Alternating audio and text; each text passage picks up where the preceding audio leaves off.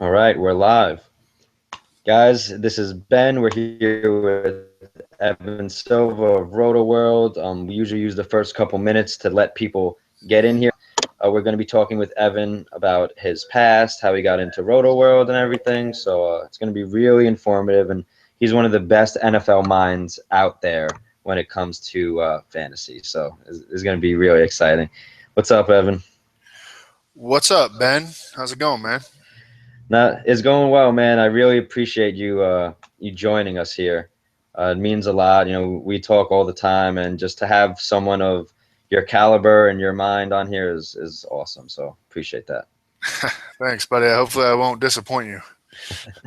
And I don't think you can. I've been reading your stuff for a while now, and you've definitely helped me out in every way possible. So I'm just gonna tweet out a couple more things, just promoting to get people in here, and then we'll start up.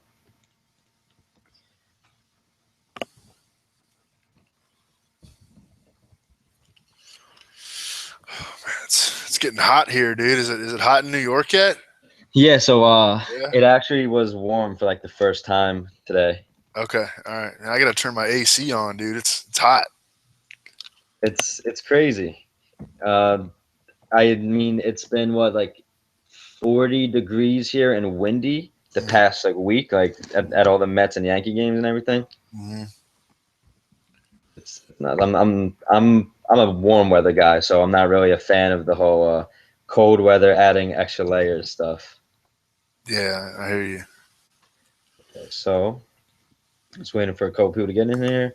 And then what we usually do is we will broadcast this live, allow people to be in the chat and ask questions, whatever they want, and then we will bring it down later and edit it and take out this first couple minutes and put all the borders around and everything and promote Roto World and all that stuff. Awesome. Cool. So I'm just sending out the link, just getting anyone in here who wants to join. Sunday night. Probably nobody's looking for a chat on Twitter. See, I think it would be the opposite.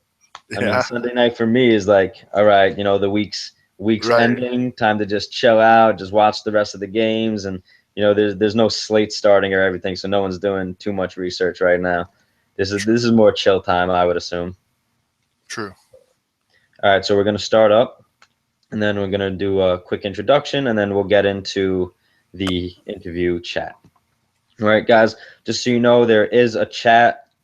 Feel free to ask any questions you want, and we'll try to get to everything we can. All right, so welcome, guys. This is Benjamin. I go by xBenJamminx, and we are here with Evan Silva of RotoWorld. He is the senior editor of football there. And Evan, thank you so much for joining us. Would you like to just give a brief introduction of who you are, how you got involved in football, writing for fantasy, and ultimately how you ended up at RotoWorld? Yeah. I guess it's a long story, but I'm 32 years old. When I was about 22, I was done with college and I was going to go to law school at that time. I was preparing, I took an LSAT course, took the LSAT. But during all this time, during college, I had always read this website called RotoWorld, and I thought it was really cool. And I was really into player information. And during this time that I was studying for the LSAT, I started emailing a guy named Greg Rosenthal who ran RotoWorld football at the time, and he's not now at NFL.com.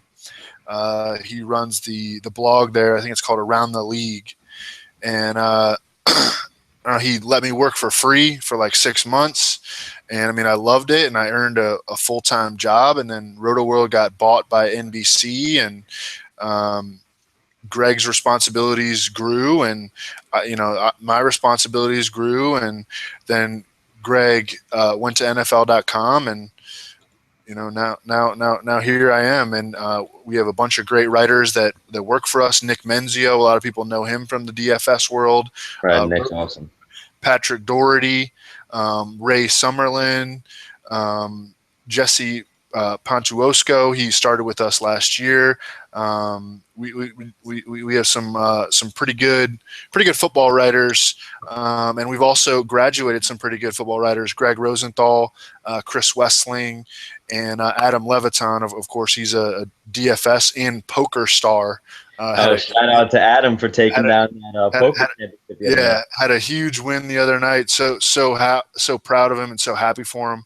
That's awesome, man. Yeah, we spend a lot of time. Well, I know you spend time with him, but I spent time with him at the Roto Grinders conference with you. You know, he's a great guy, and I'm so proud of him for winning that. And I actually went back and watched the video of it, which was pretty cool. Did I, dude. So did I. Did you? Yeah. Nice. Yeah, did you see that last hand? That was just money in the bank. Oh, yeah, he was like – he had his head down and like his eyes were like he was trying to hold a smile in. You know, I took a picture of him with a massive lead of the chip stack, and he's just sitting there with his head down like that. I'm like, oh, this is great. Yep. All right. So one thing that really stands out to me about what you just said is, guys, he worked at RotoWorld for 6 months before he got paid, and this guy is amazing in terms of NFL content. I seriously recommend reading some of his work. You know, he does breakdowns all the time of the NFL games and the slates and tells you players to look at and stuff like that, and very in depth. But keep in mind, he worked for 6 months for free, and you know, there's a lot of people who think things come easy, you don't really have to work for it. But someone of his caliber saying that, I think that's very important to take note of. So Evan, so you got to RotoWorld, and you know, he gave you a spot there. How did it progress from, you know, writing for free? What did you start writing with, and how did you get to what you're doing there now? Well, a big part of what RotoWorld is, the biggest part of what RotoWorld is the player news. So, and I mean, I'm guessing that you use it, Ben. I mean, a lot of people use it. I use it for every sport. You know, it's really, really good for, you know, just staying up to date, and it's up to the minute news, you know, and we pull the player news from Twitter. We pull the player news from newspapers, you know, from beat writers. So we're really good at collecting information and translating it into, you know, fantasy analysis. So that was the first thing that I ever had to learn. And, that's the first thing that anybody who works for RotoWorld, pretty much with very few exceptions, you got to know how to write player news. And to this day, I certainly still write player news. All of our writers pretty much write player news. But, you know, that progressed to starting to write columns. And about 5 or 6 years ago, I started experimenting with a column called the Matchups column, and it became really popular. And I mean, I try to break down every single player, every single fantasy relevant player in every single game, and just give them a little outlook based on how many targets they've seen recently, based on who's injured, you know, who's coming back. You know, what do I think of the offensive line matching up with the opposing defensive line? Which cornerback do I think is going to cover which wide receiver? You know, how has this defense fared against tight ends so far this season? Why? You know, are they slow at linebacker? Are their safeties not good in coverage? Is it a scheme thing? Like last year, I noticed that cover 3 defenses throughout the NFL were having a lot of trouble with tight ends, and that could just be, you know, a coincidence because of their personnel. But last year, like Seattle got smashed by tight ends. They play a ton of cover 3. Jacksonville, they play a ton of cover 3. They got killed by tight ends. Right. The Raiders had a lot of trouble with tight ends, particularly early in the season. They play a lot of cover 3, and they played man toward the end of the season. The Falcons, they were a cover 3 defense, and they got killed by tight ends. You know, just little things like that can, you know, that you think, or that might be able to give somebody an advantage. Right, and I certainly followed it, and I agree with the RotoWorld news. And I've actually been sharing screenshots of your matchup column for the Super Bowl and some of the other things you were writing. But when it comes to injury news, you know, for NBA, I was on RotoWorld looking up their headlines. When it came to, all right, which back is going to be getting the start this week, when the starting back goes down or something like that. So RotoWorld is huge in that for me, where it just keeps me up to date. I get alerts on my phone from RotoWorld showing me all different news that comes out. So you can custom tailor the news that you get for yourself. So I definitely enjoy doing that. So Evan, one thing I'd like to ask is, what is your favorite thing to write about in terms of NFL? Is there something specifically you just enjoy researching and writing about the most? Just trying to make predictions about what's going to happen in the games. How do I think the game is going to flow?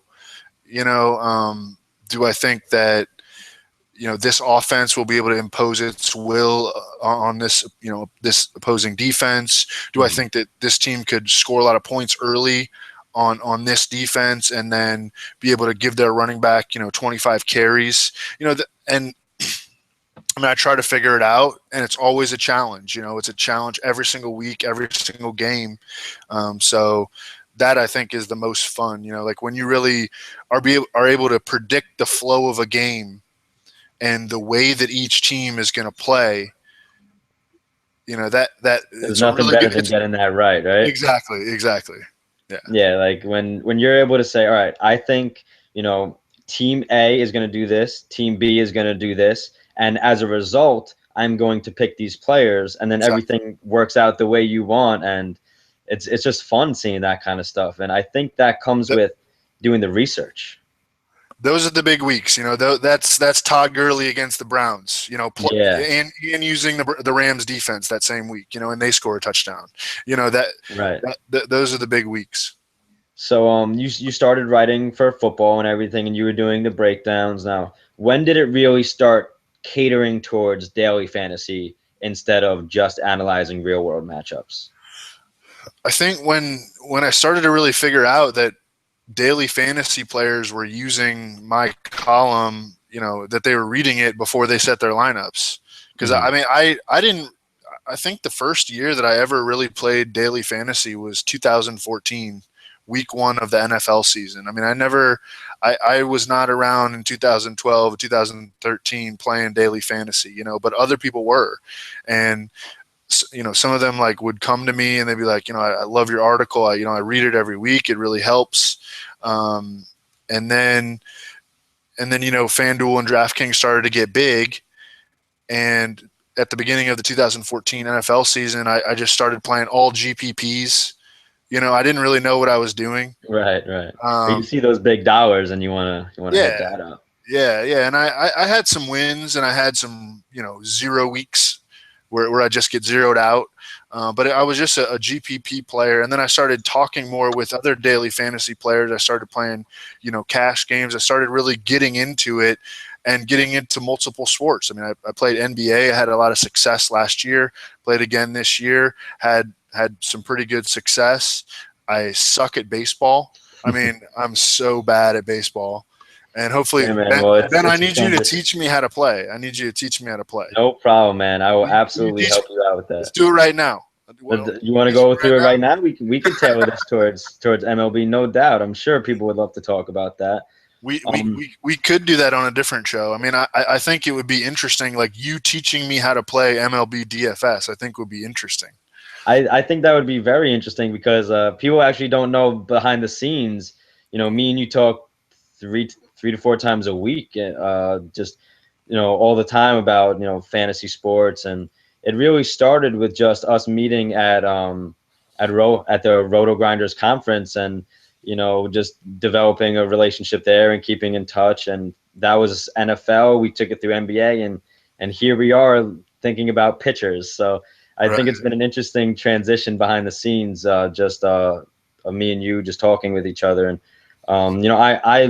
I love to say that I learned a lot from you, and for you to tell me that you've learned things from me is such a huge compliment. So I appreciate that. And so let's keep this on NFL for now, and then we can transition because me and you did talk a lot of basketball, so we'll take it there definitely. But what I'd like to ask is, in terms of DFS for NFL, and this is a video that we're going to keep up for a while, so this is going to be timeless. So when NFL starts next season, I want to have these tidbits of information there. All right, but keep in mind that I'm not like thinking about football right now. Like I'm really no not. problem. I mean, I'm doing research on draft prospects right now, and that's what I'm really trying to form opinions about players that are coming into the NFL. And I mean, I'm still playing a little NBA DFS. Like I started Lance Stevenson tonight, so hopefully he can get a lot of garbage time points against the Spurs in the fourth quarter. But I mean.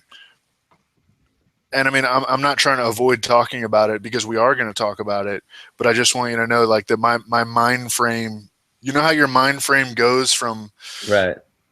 Like, my mind frame is not on NFL DFS right now. No, that's completely fine. Well, it's not about let's try and find a winning strategy right now because that's not what is on anyone's mind. But I think DFS in general applies across all sports, certain strategies and the way you look at things.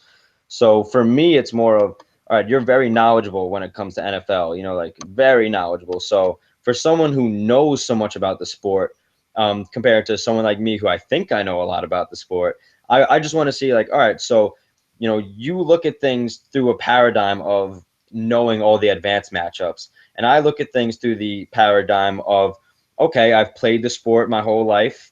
I've watched the sport my whole life, but I've never really done such advanced breakdowns. And I think a lot of people can relate to that in other sports where they're like, okay, well, I know this sport very, very well, probably more than other people, but I can't get the hang of it in DFS. So I think that that applies, I guess we could say across all the sports, but we'll definitely start tailoring it towards more recent sports. I'm all completely off NBA. But yeah, we'll definitely get into some MLB, no doubt. Okay. But so the question is just strategy wise, from someone who knows the sports so well, when you're looking at NFL and you're deciding, okay, this is a matchup that I like, this is a matchup that I can exploit, but there are some very obvious ones in NFL. And I think it's different in some sports when it comes to the ownership of it, but how exactly do you decide, like, okay, this is a play that I like because of all the advanced research that I've done. And then the other one is, okay, this is an intuitive as a fan play. Do you have any distinction of, like, all right, I would rather go with my advanced knowledge of the sport over my gut or maybe something that I saw on TV? Like, is there just any decision-making strategy-wise that you would employ? I guess it's kind of a tough question because I think that sometimes, I don't know. It's a tough question. I mean, I definitely am looking for guys that check boxes, Okay. Number one, like, do I think they're going to get a lot of targets based on how many targets at wide receiver? Do I think they're going to get a lot of targets based on how many targets they've been seeing recently, or did something else happen in the offense that will translate to them getting more targets? Do I look at their cornerback matchup and think, okay, this guy can win this cornerback matchup? Maybe he's 6'3", 210, and the cornerback that I think he's going to be running the most routes against is 5'9", 183. Right. Do I think he can win with size? Do I think he can win because the cornerback that he's going to be going against is bad? Do I think that his team is going to be, are there reasons for me to believe that his team's going to be throwing the ball like a decent amount? So those are like three things I look for, three boxes I want to check. And then the fourth one will be, do I think he's good? Do I think he's good? And this, by the way, sometimes I think he's good. That's a cool question. This, by the way, is something that sometimes I struggle with because the guy doesn't always have to be good, to be good in daily fantasy. Right. I mean, Jeremy Langford, I don't know if he's good. I don't know if he's good, but he had some really big weeks at really low salaries last year, and I didn't have enough of them in those games because I didn't really think he was very good, but I should have been using him, and that's something that I struggle with, and I'm sure that that's something that people who watch the games struggle with, because I'm sure because you have players that you believe in and you have players that you really don't believe in, and so you have to kind of weigh that. Right. And the reason I asked that kind of question, and because I'm a very strategy oriented guy. I play DFS sports that I know very well, but when it came to baseball, I didn't know it. So I had to take my strategies that I knew from sports that I was in tune with, I guess you could say, and transfer them over. So the reason I asked about those advanced knowledge kind of matchups, right? So I learned baseball through daily fantasy. I don't know if a lot of people know that. I literally didn't even really know much about baseball. I've been going to Yankee and Mets games since I was a kid. My family takes me all of them. It was just never really a sport that I was very interested in, right? So I learned the sport of baseball through the eyes of a daily fantasy player. So I look more through stats and historical trends than actual, okay, I got a gut feeling about this play because I don't know the sport well enough, right? So when it comes to, you're looking at this wide receiver getting a certain amount of targets against a cornerback they can really take advantage of. I would check all those three boxes in terms of what am I looking for in a batter's matchup.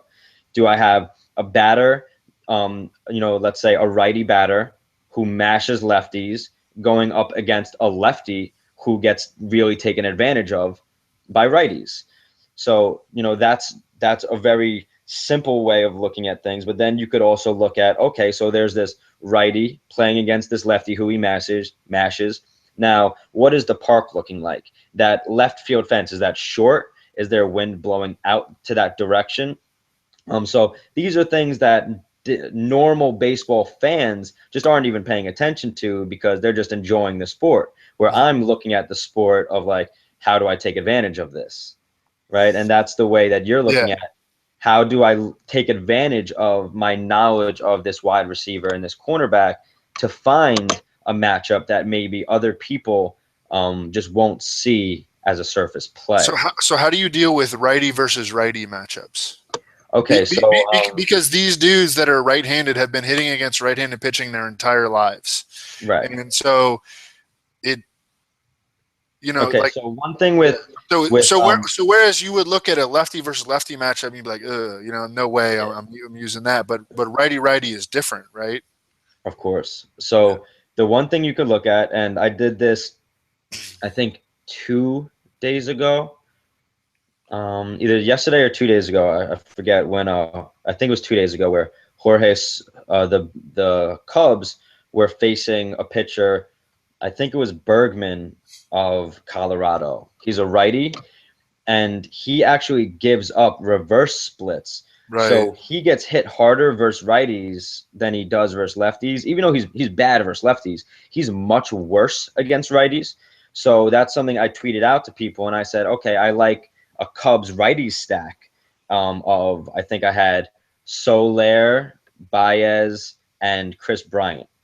Okay, Soler hit a home run like that, like early in the game, and right away I was like, okay, that was just a great way to look at that analyzation of that slate. And right away people were tweeting at me, oh, great call on the righty versus the righty. I didn't think to go in that direction, but that's something I saw through looking at advanced stats of the matchup, right? So then you could go even further and start looking at things like a stat called BABIP, which is batting average on balls in play. Right. And now this is a batting average stat that has to deal with luck in terms of hitting it on the field. So there's regression that you could find on different sides of this. And what you will see is if there's someone who's been, all right, so batting average on balls in play is their batting average when they hit the ball within the field of play. It's not, a foul. It's not anything like that. It's in the field of play that can go for a single, double, triple, or a home run, right? So if someone has a very high batting average on balls in play, it means they've been getting lucky. It means that fielders have just been not in the right spots, or the ball was smoked and the guy just didn't get to it, kind of thing. So it's the same on the other way around, where if it's very low, then someone's going to regress positively for the most part. They've been hitting it right at people. They've been getting unlucky breaks. They've been getting robbed, home runs and stuff, right? So let's say, and this is just going with the splits thing, and we could talk about reverse splits because that's another discussion. But let's say there's lefty versus righty, right? You have most lefties are pull hitters. Most baseball players in general are pull hitters, but for lefties, a lot of their power just comes straight up from pulling. So when you could look at the correlation, and here, you know what? I'll actually go on to Fangraphs and I'll show you just specifically what I'm looking at. So it's not just theory, you could actually see it. All right. So look at someone who, like a lefty who pulls the ball most of the time. And then you could look at, okay, well, this team has a very bad defense. Their first baseman and second baseman just get eaten up. So if you have a player who's hitting the ball really hard and they're just, I think it's too boring, man. It's too boring, Ben. Yeah, see, I love looking at You love this like stuff, but yeah, I love it. BABIP, come on, man. Yeah, no, I love that because that's how I find regression. So you could find people hitting the ball very hard, but just getting unlucky. So let me just look. So how long do you go back looking at BABIP? I mean, is it a 4-day thing? Is it a BABIP is 2-week thing? more or less like a week or two, probably. But I will also compare it with a player's career BABIP. So if someone like Ichiro Suzuki probably has one of the highest BABIPs probably ever, and I'm just guessing. I'm not even looking, but every time he would hit the ball and play, he would like run something out or something. So like historically, his BABIP would just be higher. So you could like correlate. All right, this guy, like if Ichiro's 7-day BABIP, this is when he was a much better player. But if his 7-day BABIP was 0.1, but his career BABIP is like 0.35, you can expect that he's just been having an unlucky week. Mm-hmm. So things like that. But and that's just very, very advanced stuff. You don't always have to go through that kind of stuff. I'm just saying, like that's how you could find like, all right, there's a righty versus righty. This righty's bad versus righties. He gives up a ton of pull contact, and this is a pull hitter, and there's a bad defender in that spot. So odds are, if this guy hits the ball in that spot, he's not going to have the kind of, he's going to have success more if there was like a pitcher who is just an ace against righties. If it's just the matchups that way. So there are hitters like I think Sano is a righty power hitter, so he does very well against righty pitchers. Here, I'm gonna bring that up right here. Am I showing my screen? No. All right, so getting into this. So now we have, I'm going to look at Sano's splits of his career the past couple years. So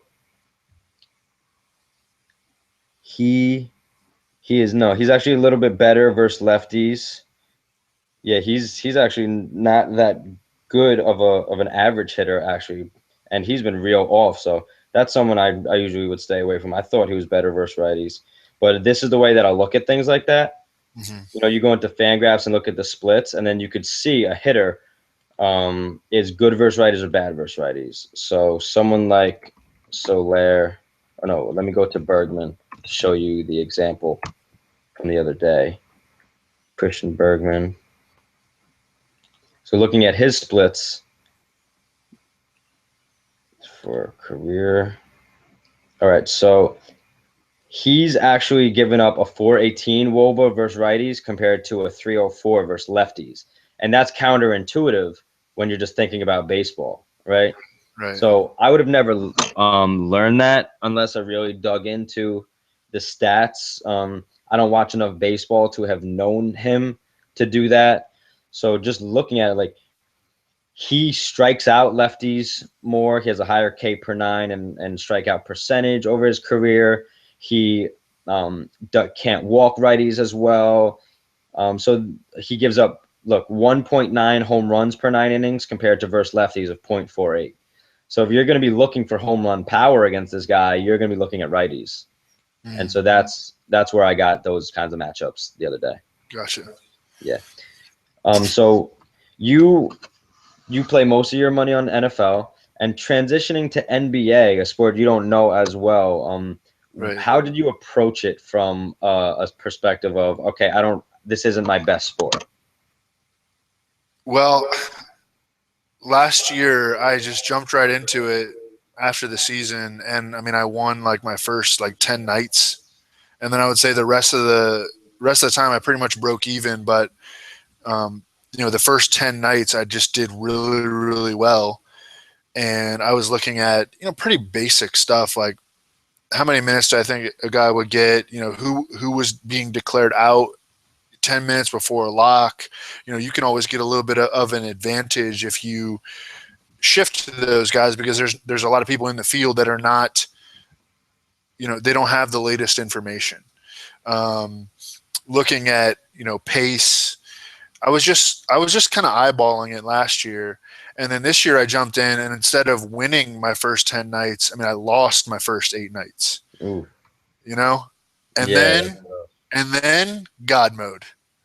God mode. Oh man. Those That were the was, days, man. Those were the those days. are the days. Back in the day when I was using God mode and Fantasy Labs, and we had all of that good stuff. But hey, things change. You got to move on, and we're doing different stuff now. So I have no problem with it. But yeah, so God mode is another way that me and you kept in touch, because we would just talk about it all the time. Like, damn, that shit went off last night, and you actually made some variations with Nick Mencio, and what'd you call it again? It was Zeus. Yeah, Zeus. Zeus, and yeah, people took variations of it and did their own thing, and it was just a great starting point for a lot of people who didn't really understand what to look for in basketball, and that really boiled down, I think, what the statistics are most important to me.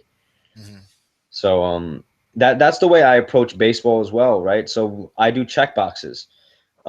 Here, let me show you actually how I, and this is how I've always done the sports like that, but I legit just make my pools like this, right? So Oh I don't wow. even know where this is from, but this is just straight up by hand. Like after I do all my research, this is my player pool. I just figure Yeah. out, I write down by hand what players I like by position, and then I'll really just go through, be like, all right, these players check all the general boxes that I like, right? Right. So these guys are in a good park, they're in a good matchup. All right, so then I have 4 first basemen. And what I've been doing is running one lineup across the board in every contest and every entry. And the days it doesn't hit, it's not that good, but the days it does hit, it's a very good night. So, I take JM to win strategy in terms of that. And I don't usually recommend lineup providers or anything like that, but there's this guy DFS Saint on Twitter. His name is Pat. He's a real good guy, and I talk to him all the time strategy wise. He's just a great DFS mind, and he makes his money selling lineups and putting in lineups. So I can't hate on him, but he got me onto the one lineup thing even more than JM did. JM told me his strategy, and it just it didn't really click with me until I was just talking with Pat every day, and he was showing me, hey man, look, I put in this one lineup, I more than quadrupled my money, and I didn't even crush the slate tonight. And then the next day he would crush the slate and go 10 times his money, kind of thing. And I was just looking like, all right, I'm putting in great lineups. I'm hedging myself and diversifying, and let's say I'm putting in $100 for the night, and one lineup makes me 80 bucks or something, but the other ones just flop. Now I may not even break even though one lineup really crushed it, but I only had 20 in that lineup and it made 80, where if I had the whole 100, and I could have been walking away with like 400 or 500 kind of thing. So it was just, for me, it was a way of just kind of minimizing my hedging risk, because I thought I was minimizing, right? I thought, all right, I'm going to hedge with this lineup just in case that my main doesn't go off, this other one does. I can make some money back. But at the end of the day, over the long term, like, that money, that other lineup is not as optimal as the one you originally made, and it's just going to end up cutting into whatever profits you have, right? So I make that list of the player pool, and then I do the whole check mark thing, just like you said. Go by each position. All right, who has the best of the check marks? And then, I'll kind of rank them in that way. So do you do that as well? Like, do you come up with a player pool of guys who initially you like and then weed it down? How do you go about finding different exposures in terms of lineups? And do you put in single lineup or multi lineups? Well, in NFL, I just make lineups all week as I'm writing my column. And I mean, I'll end up playing a lot of lineups because I like to play GPPs, and I play a lot on the Thursday slate. I don't know if you remember, we talked about that at the New York conference. I really like that was awesome. Yeah, I really like the Thursday slate because for NFL, because I kind of know how to read the injury report. And if you pay close attention to the injury report, and like I remember there was this one week where it's an extreme example, but it was really helpful to me, where the chalk was going to be Antonio Gates against the Raiders. It was like week 5 or week 7, and I mean the Raiders had been getting smashed by tight ends. Antonio Gates was like fresh, looking pretty good, but then he showed that was the Ladarius Green week. Yes. Right, where he was like kind of probable, but I think didn't end up playing or something like that. Well, he often doesn't practice on Wednesday and Thursday of the week, so it just looked routine to everybody else. But I had kind of been paying attention to their beat reporter, and he had expressed some concern about Antonio Gates, and Antonio Gates ended up not playing. And on the Thursday slate in the big $25 tournament, Antonio Gates was like, I mean, at least 40% owned. It might have been like 60% owned. Yeah. But when I started to kind of notice some concern, Antonio Gates was not practicing. The beat writer, it seemed like more concern than usual for him not practicing. I pulled out all my Antonio Gates and I put in all Rob Gronkowski against the Jets, who had 11 catches for over 100 yards and a touchdown. I remember that. And I just smashed that entire slate. I won a big tournament, the big Thursday night tournament. So those I remember later in the season there was a week that I'm just really risk averse. Like if I think a dude is going to be questionable, like I'm not going to use him. Right. And I'll just let other people take on that risk. So that's why I really like the Thursday night slate. But I usually make all those lineups just while I'm writing my column and doing my research. For NBA, I start about an hour and a half before lock. I do the exact same thing that you're talking about. I make a list of point guards that I'm looking at. I rank them. I make a list of shooting guard, by position, whether it's using God mode or just, because a guy is out. This guy looks like he's going to get a lot more opportunity. That's how I make my NBA lineups. Just start about an hour and a half before lock and make a list. I think I actually do things a little bit differently than most people because and most people I know like start making lineups like the night before or early in the day and kind of trying to end up on something and I don't I'm not going to say this is optimal or suboptimal in any way and better or worse than the way anyone else does anything, but just the way I do things and the way my schedule is, I do all my research beforehand and I just get everything out of the way before I even look at pricing, before I look at if I can fit people into different matchups. So I literally just go in, look at all the stats that I like independent of, this person's price is this. So I don't even look at that first, right? And this is in terms of baseball. So what I would do is I like to go in and find out, all right, where are my good matchups, like that righty versus righty matchup kind of thing. Where can I take advantage of these matchups, these parks, this weather? And then when I go in to make my lineups, I'll see like, shit, Encarnacion's only 3.8 thousand. He's never this low. Or wow, Brian Dozier's 2.7 thousand. He's never this low. And like these are matchups that I identified going in. Like wow, this is going to be a good matchup. And then I look at someone like here's a good example, Nunez from Minnesota, the shortstop. He's not the best player in the world, but he's getting a lot more opportunity moving up to that first spot. So when I was looking at him and I saw, wow, he's hitting very well. He moved up in the order. I'm gonna consider him, and then I look at the price. Now, if I think someone is overpriced, then they're gonna just move down on the list of my players that I have. If I think someone's underpriced, they're gonna move up, and then I'm gonna kind of compare all the different things that I like. But I do the research first, and I kind of have an idea going into the slate what I like before I let the DFS pricing kind of bias me. I guess you can say. So do you do anything like that in terms of like just looking for underpriced players and trying to take advantage of that? Because I know you build your lineups throughout the week. But how do you let your research like influence the lineups you're making? Yeah, give me a second. I got to turn a light on. It's really dark in here. Okay, no problem.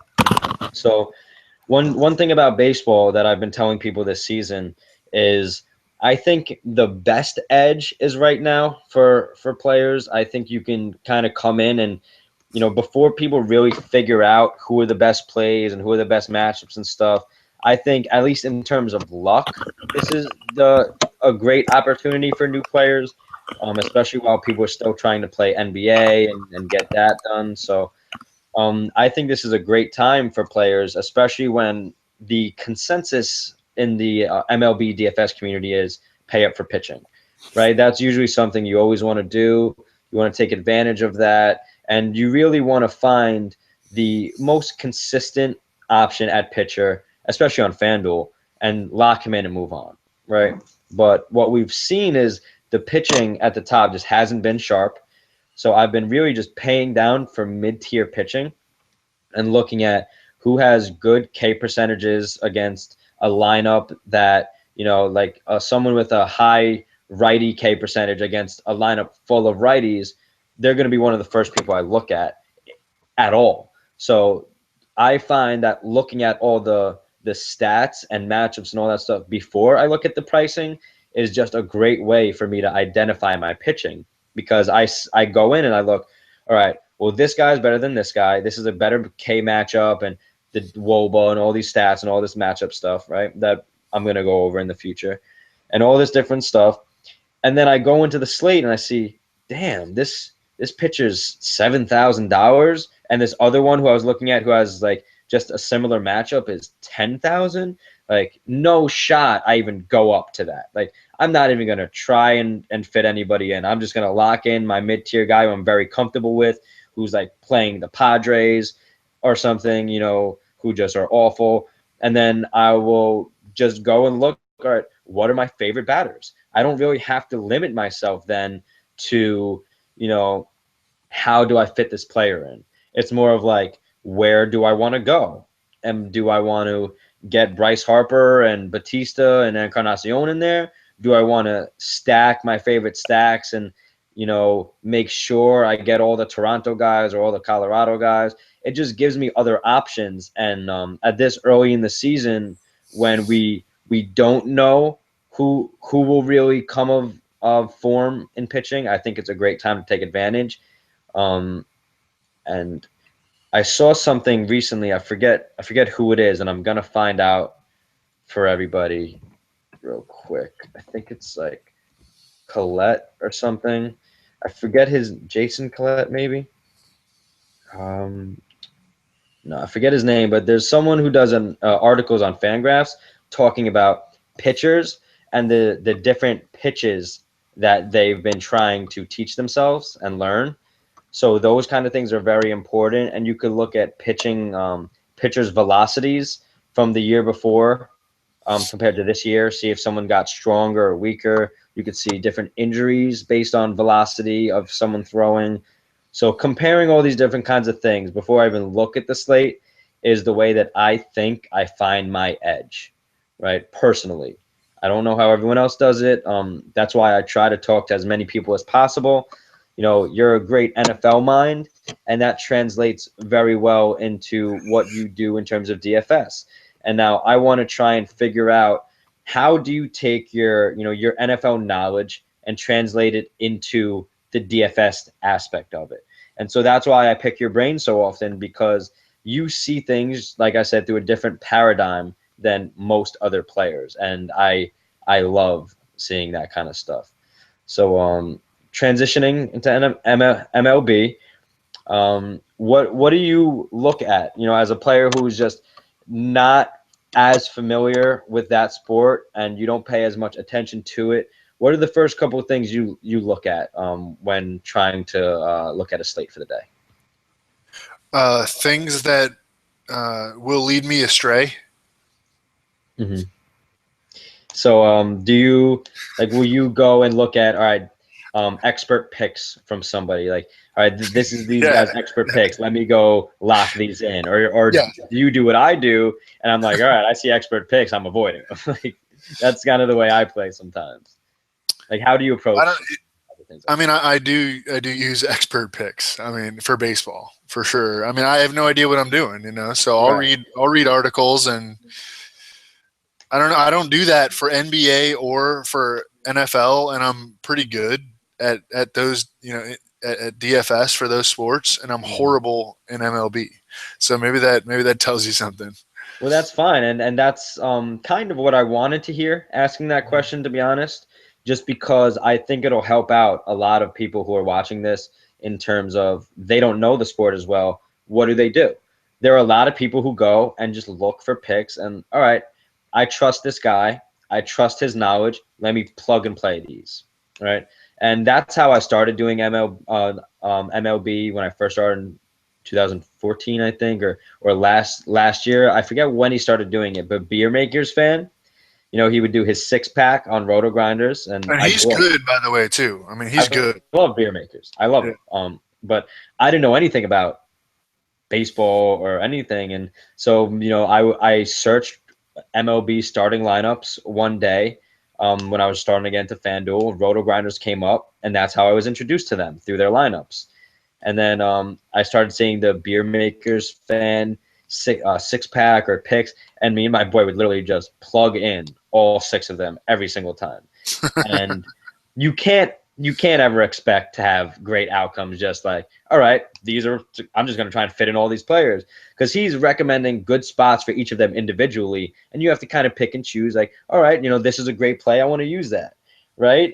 I didn't find success when I looked at other expert picks and just plug and play to 100% of everything I saw. I still tried to find some kind of feel for it, or why are they recommending compared to this person.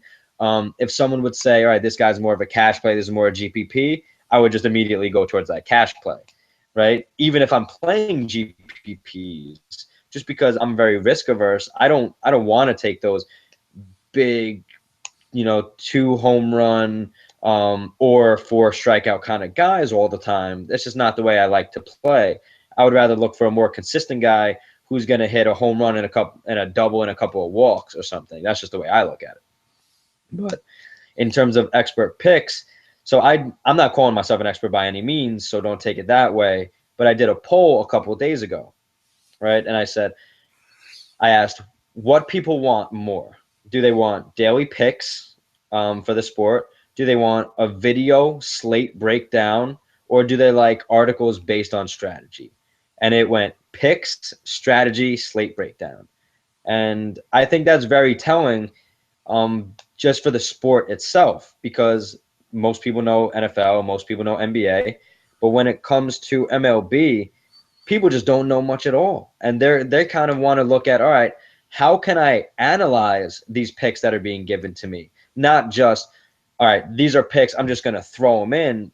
The way I've always looked at it as, how can I use this pick and kind of extrapolate why it is a pick. And that's why I've always wrote in detail when I do picks, and I don't like to just give out a name and say play this guy. I like to explain the process of how I arrived at that pick. And that's why it's hard for me to really break out the articles I want on a daily basis, because of the time needed to really go into depth.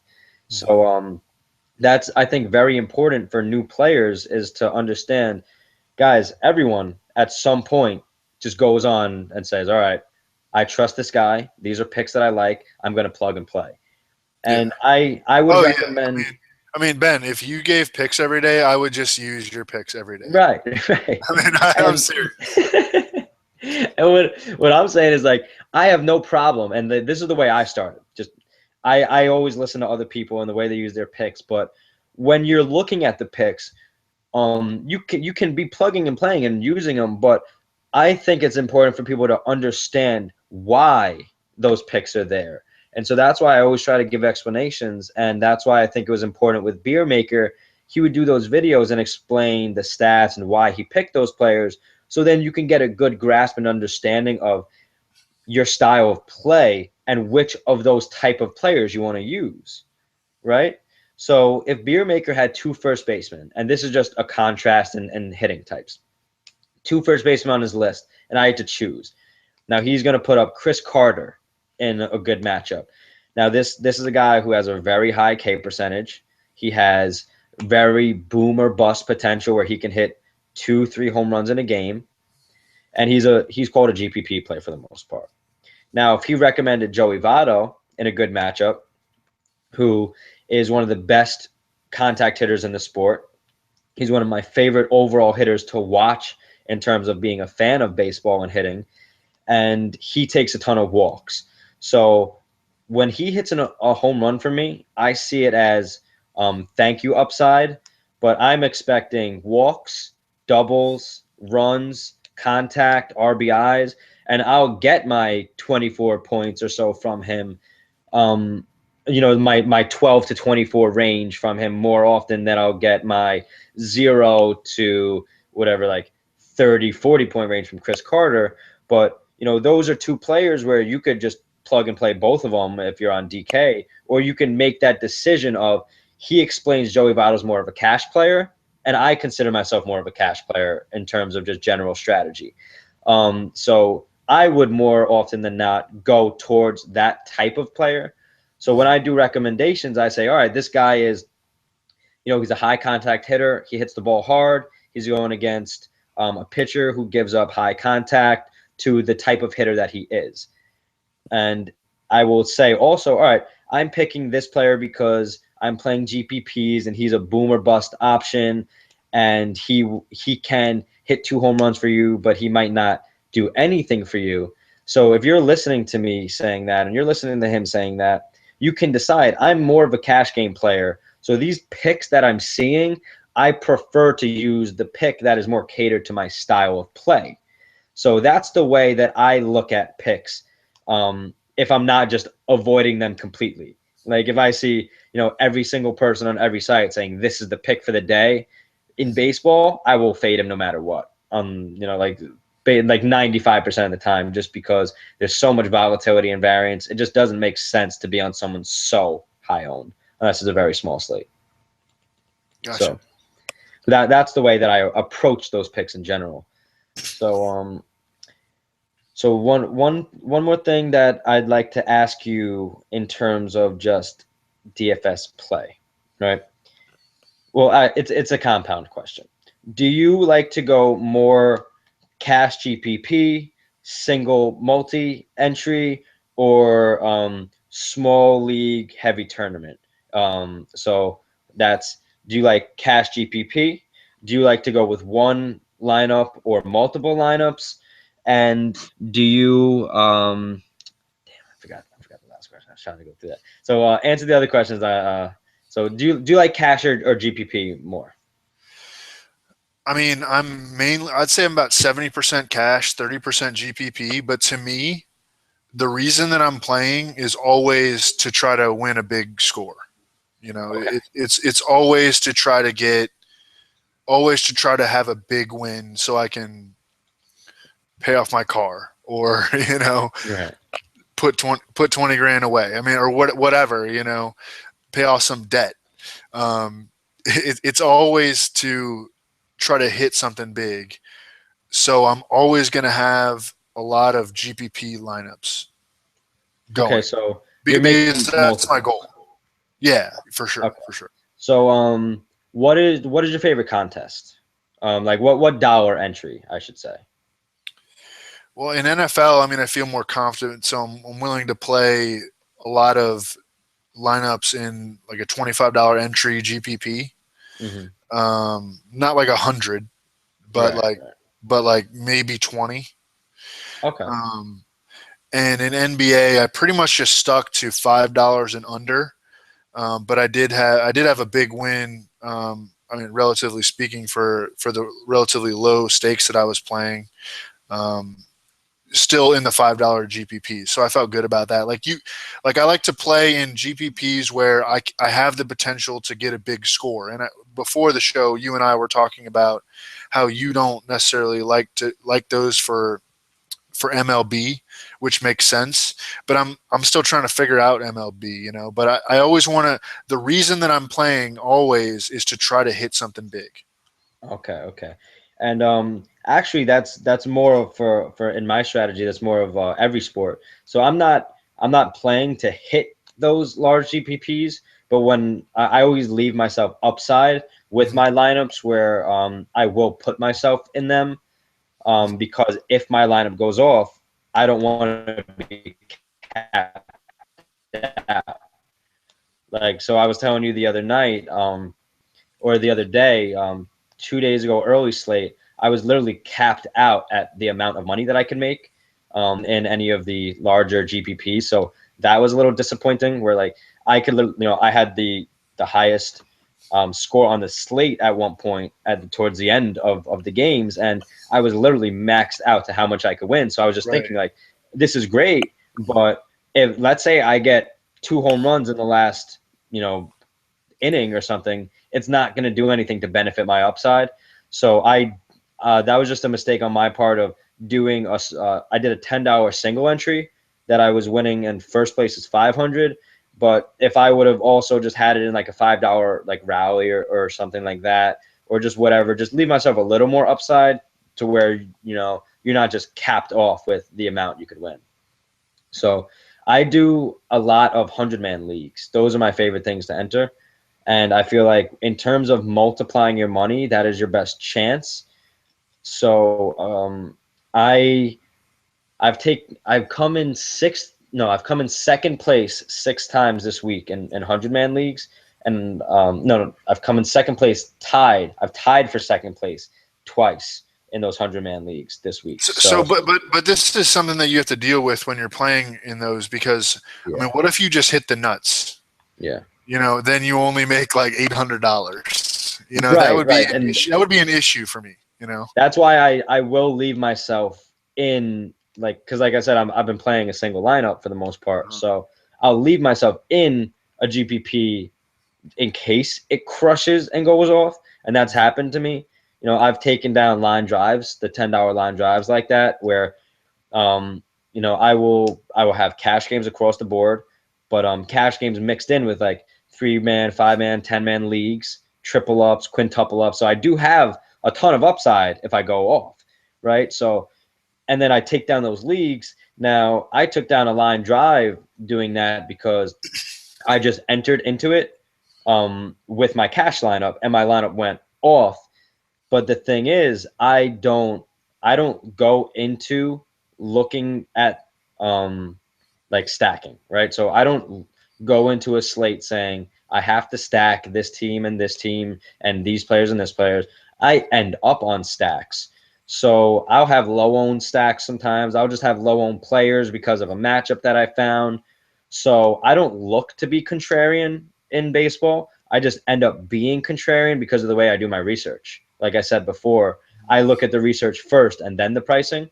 Right. So that's the way I like to do things, and I find my edge that way. Where, like, this week I've been on Jason Kipnis. Hmm. He's someone I liked a lot last year, and I've been on him this week going against righties, and I had him against Archer, and a lot of people were scared off of that, and I Yeah. tweeted out I liked Kipnis and Lindor that day, and they both had really good days. And that was independent of me looking at whatever pricing it is or thinking about ownership. They just ended up being less than 10% owned everywhere.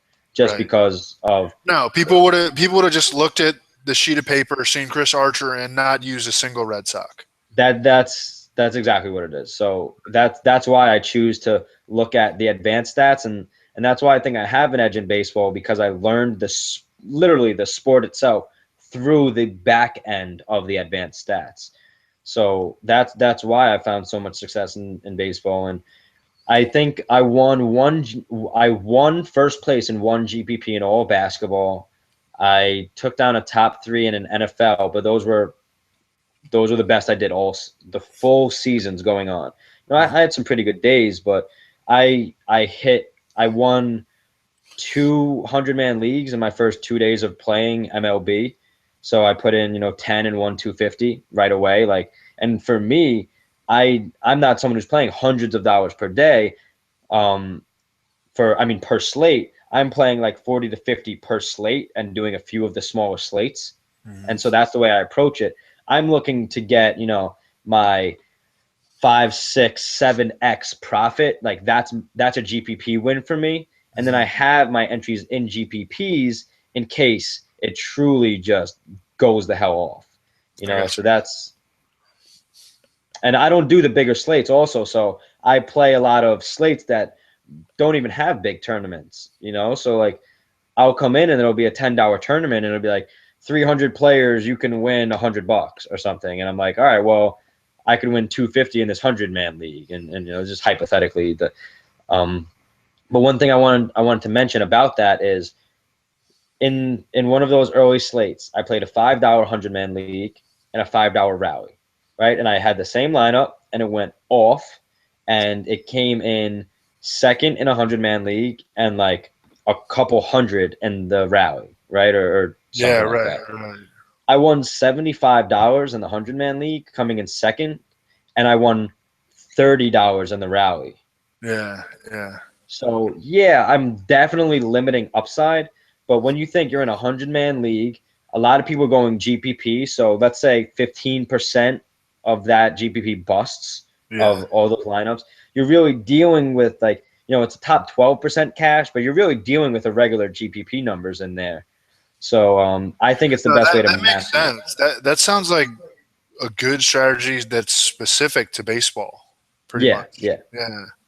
So actually the way that we found out that this was working was my partner CG from Daily Roto Sharks, the website we run. He came up with his bankroll management sheet, and we were just looking into it and figuring out if I play this amount of this entry, this amount of this entry, this amount of this entry, I don't have to win 100% across the board to still be profitable. I can win all my double ups and 3-man leagues, and then that's paying for all my 100-man leagues and GPPs kind of thing. So when you have an average to above average lineup where you're cashing in your cash games but not hitting those those top 20%, you're getting all your money back. And some days I'll have $50 in and I'll make back 60 because I didn't hit my big leagues and GPPs, but I'm still making a profit because it was just a decent lineup, So there's someone on Twitter who I talk to all the time. We interviewed Kevin, fantasy football geek of DFS Army, and someone in his group is Chopper, STL Chopper, right? So he has a strategy called ladder strategy, which is basically the same thing. And so once I talked to them and found out they were doing more or less the same type of strategies that I was doing, it made me feel very comfortable because they've been playing a long time. Yeah, nice. I got a question from you from my boy Kurt. Okay. He wants to know, when playing a Sunday, Monday, or Monday to Thursday slate, is fading players that are against the defense you're selecting a good choice? For example, I have the Seahawks D, and they're playing the Cardinals. Is it a good strategy to fade the Arizona backs and receivers? Yeah, so I didn't really I haven't gotten into playing those really small NFL slates. Mm-hmm. The Monday through Thursday, that's a 2-game slate. Yeah. Yeah. A lot of people play that stuff. I know, and I didn't even learn that until this year. Yeah. I didn't. I I only dabbled in like the early only slate for Yeah. NFL. I have not gotten into that at all, and I don't. Wow. I would think, dude, that it doesn't matter that you're just trying to hit stuff in those. Yeah. We're not worrying about correlation in on a 2-game NFL slate where there's an incredible amount of volatility. You're just hoping that you get lucky, dude. I mean, Especially in GPPs. Like it doesn't, yeah. in my opinion, doesn't matter either. Do people play cash for that? Yeah. Yeah. I mean, there's cash options. So, Okay, yeah. you're playing GPPs and you're like, all right, I'm gonna throw this in a double up. And guys, Right. for people listening, just so you know, when it comes to double ups and you go into it and you're like, wow, this guy put in such a fucking stupid lineup, or like a head to head or Yeah. a 3-man, you're like, this is a stupid GPP lineup. Why is this person playing something so dumb, kind of thing? You have to understand that, like, a lot of people will hedge their GPP lineups and throw it in a head-to-head double up or something, just in case it doesn't hit the GPP, but it goes off enough to win against that. So there are edges when it comes to cash games and stuff. Just being a safe player, you're gonna be able to go against people who have GPP lineups trying to hedge it with cash games, right? So on those smaller slates, and Evan, I've made all of my money on small slates. I don't do well on big slates, regardless of the sport. So in football, I made all my money in the afternoon 4 o'clock slates. So this is it's funny because I would literally have, like, I would put in my on FanDuel, like there's no late swap. So I'd put it in. And let's say my quarterback is the first person going in the 1 o'clock and he gets hurt or something like that, right? I'll literally just like moving on, that's a loss, and then go and I'll hit that 4 p.m. slate and I'll crush that 4 p.m. slate and quadruple my money, and then just be like, why do I keep playing these 1 o'clock slates? Why do I do it every single week?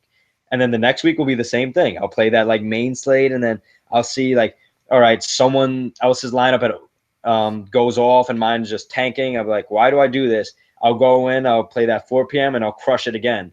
And so like a lot of the times I just kind of waste money just wanting to play, not thinking as much of where am I the best in terms of playing.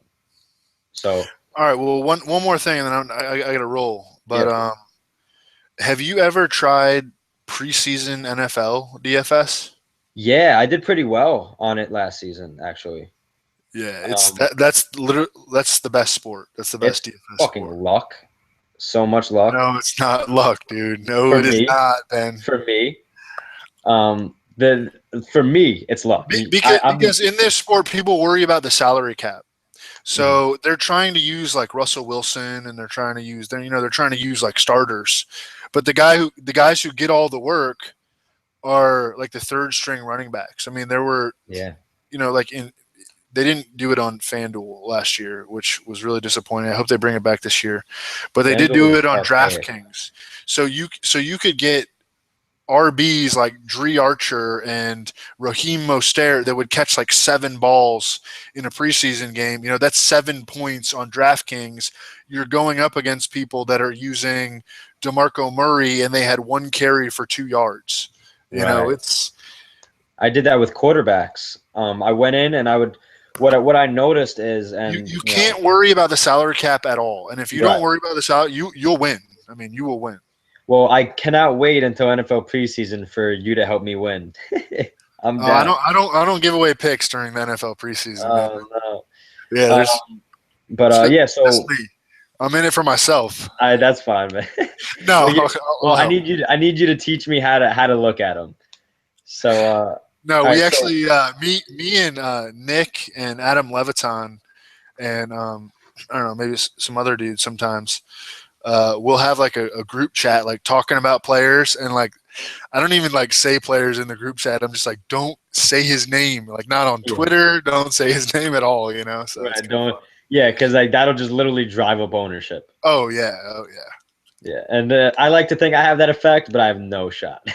Like I was tweeting out a couple of days ago, like, I like Vince Velasquez. He was a pitcher who had like the best day of all time.